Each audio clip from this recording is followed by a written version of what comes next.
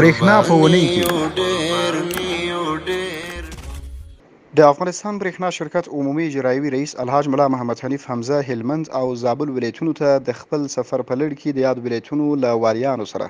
د لیدنې ترڅنګ د برېښنا په برخه کې د پروژو عوایدو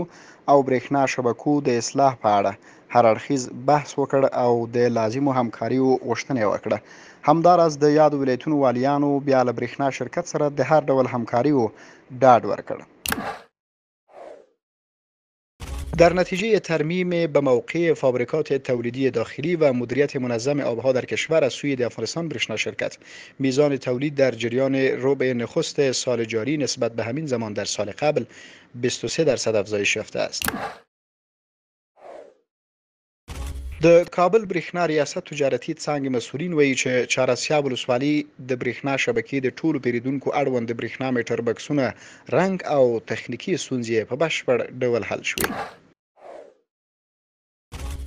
مسئولان محلی پنجشیر یک پایه ترانسفورمر به ظرفیت 160 کیلوولت امپیر را در قریه بادقل مربوط به بازارک این ولایت به بهره برداری سپرد که همزمان با این نزدیک به 200 مشترک از انرژی برق مستفید شدند.